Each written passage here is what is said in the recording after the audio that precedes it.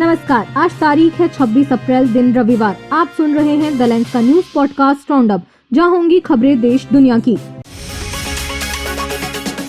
America की राजधानी Washington DC में शनिवार शाम को व्हाइट हाउस कॉरेस्पॉन्डेंट्स डिनर के दौरान अचानक फायरिंग हो गई। इस कार्यक्रम में राष्ट्रपति डोनाल्ड ट्रंप, उनकी पत्नी मेलानिया और उपराष्ट्रपति जेडी वेंस समेत कई बड़े अधिकारी मौजूद थे। हमलावर ने होटल के बॉलरूम के बाहर फायरिंग की, जिसमें एक सीक्रेट सर्विस एजेंट गोली लगने से घायल हुआ। हालांकि बुलेट प्रूफ जैकेट की वजह से उसकी हालत स्थिर है। हमलावर को मौके पर ही गिरफ्तार कर लिया गया।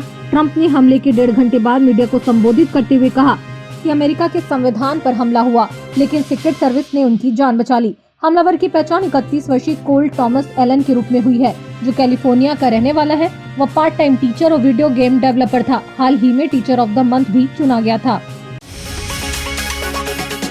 दिल्ली एयरपोर्ट पर शनिवार देर रात एक चौंकाने वाली घटना हो गई। स्विस एयरलाइंस की ज्यूरिख जाने वाली फ्लाइट LX-147 टेक ऑफ के दौरान अचानक इंजन फेल हो गया और उसमें आग लग गई।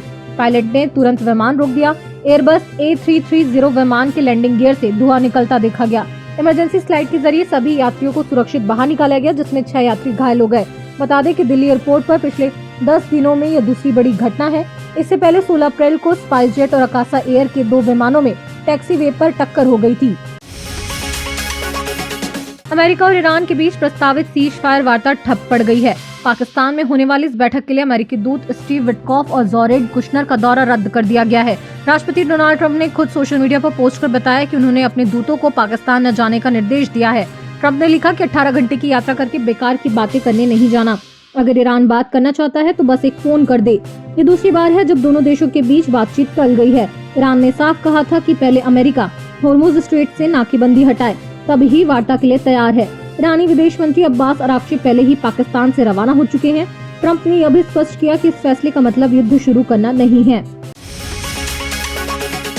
देश के मौसम में इन दिनों दोहरी मार पड़ रही है। उत्तर और मध्य भारत में भीषण गर्मी और लू का प्रकोप जारी है। वहीं पूर्वोत्तर भारत में तेज आंधी और भारी बारिश हो रही है।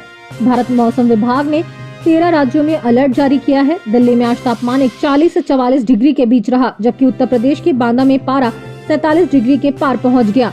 मध्य प्रदेश के भोपाल में अप्रैल की सबसे गर्म रात दर्ज की गई, जहां न्यूनतम तापमान 27.8 डिग्री तक पहुंच गया।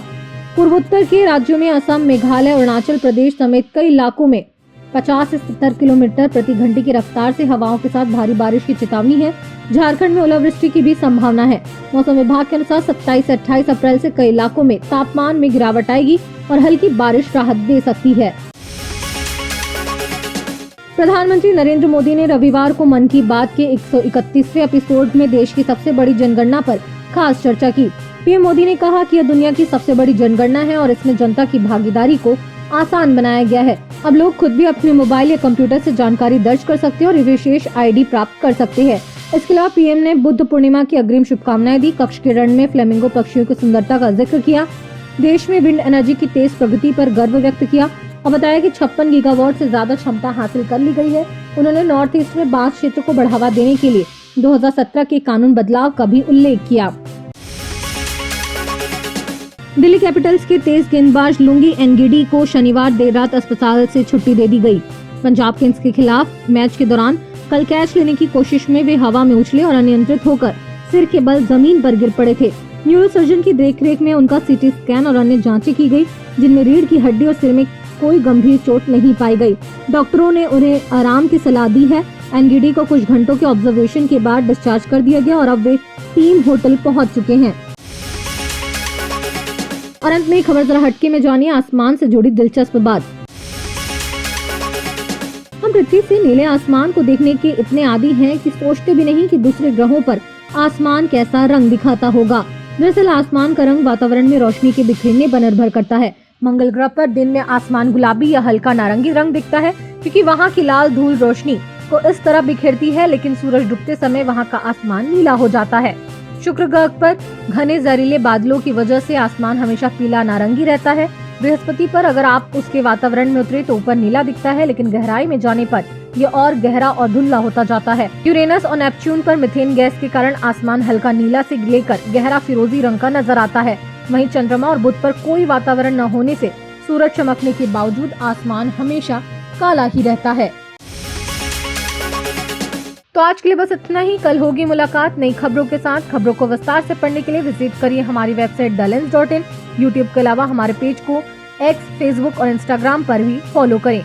शुक्रिया। देश दुनिया की रखी खबर हर रोज हर शाम कानो कान सुनते रहें द लेंस पॉडकास्ट। रहिए अपडेट लेंस के साथ।